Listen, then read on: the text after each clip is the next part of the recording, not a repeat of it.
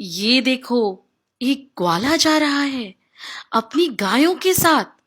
He is taking his cows for grazing. इनका नाम है कौंडेश ग्वाला। अरे, ये इतने अच्छे लोग कौन हैं और जंगल के उस ओर क्यों जा रहे हैं? चलो चलकर देखते हैं। वो देखो, एक बड़े से हरे भरे ट्री के नीचे, एक वृक्ष के नीचे नग्न दिगंबर मुनिराज बैठे हुए हैं। मुनिराज बोले, सभी जीव भगवान हैं। Everyone has capacity to become God. अगर सब स्वयं को, अपने आप को पहचान लें तो सभी सुखी होंगे, कोई दुखी नहीं रहेगा।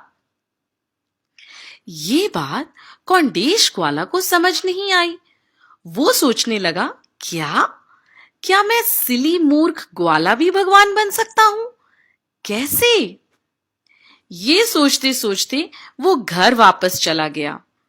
कुछ दिनों के बाद वो वापस उसी जगह आया जहां मुनिराज बैठे हुए थे। वहां देखा तो पूरा जंगल जल चुका था। सब तरफ देखने लगा और उसने देखा कि सिर्फ एक पेड़ ही बचा है। ये तो अभी भी हरा भरा है। अरे, याद आया, ये तो वही पेड़ है ना जहां बैठकर मुनिराज उपदेश दे रहे थे। वहां पेड़ के नीचे उसे एक ताड़पत्र पर लिखा हुआ ग्रंथ मिला। बहुत पहले के टाइम पर पेपर नहीं होता था। Everything was written on dried leaves of a palm tree. उसे ही ताड़पत्र कहते हैं। ग्वाले को लगा कि अवश्य ही कोई बहुत स्पेशल और महान ग्रंथ है ये, जो इसके ऊपर का ट्री नहीं जला और वो अभी भी हरा भरा है। उसके मन में उस ग्रंथ के लिए बहुत रिस्पेक्ट आ गई और वो बहुत श्रद्धा से उस ग्रंथ को अपने घर ले आया और रोज उसकी पूजा विनय करने लगा। एक दिन उसे वही मुनिराज दिखाई दिए। ग्वाले का रोम रोम पुलकित हो गया। उसने सोचा कि क्यों ना मैं वो ग्रंथ इन्हीं को भेंट कर दूं, रिटर्न कर दूं, जिससे उनका ज्ञान बढ़ेगा और सबका कल्याण होगा। तो वो ग्वाला भाग कर उन मुनिराज के पास गया और बड़े ही ग्रैटिट्यूड के साथ उसने मुनिराज को वो ताड़पत्र वाला ग्रंथ एक्सेप्ट करने के लिए रिक्वेस्ट की। मुनिराज ने उसे बहुत आशीर्वाद दिया और कहा, you will soon find a way to your soul. तुम्हें आत्मज्ञान होगा और तुम्हें हजारों वर्षों तक लोग याद रखेंगे। People will remember your contribution for years to come.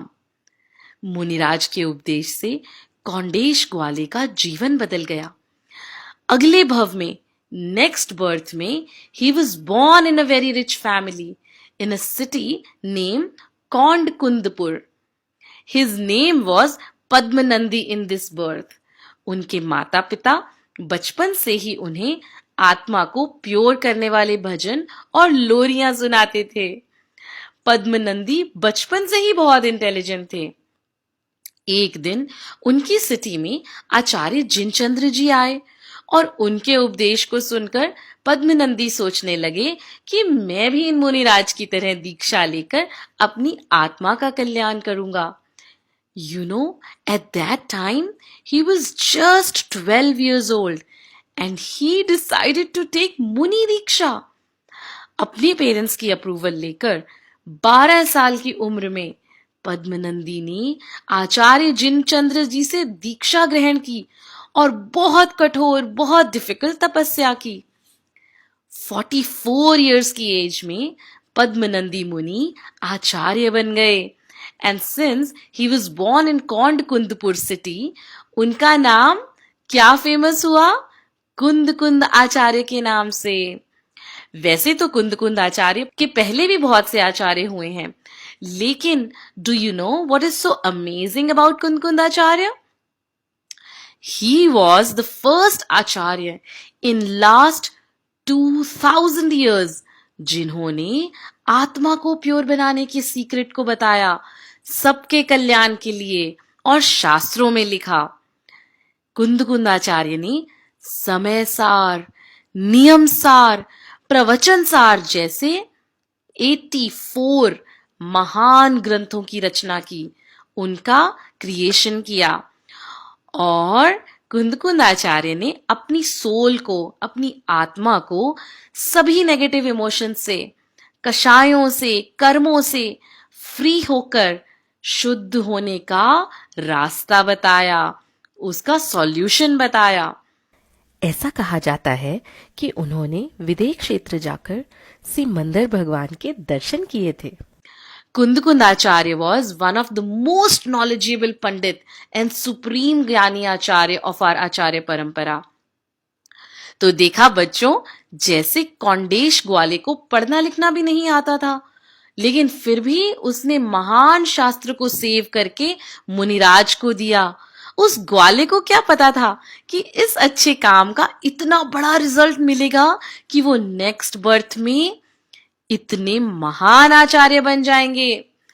उनका नाम तो अमर हो गया and he became an integral part of our मंगलाचरण। आपने सुना है मंगलाचरण? तो चलो गाते हैं।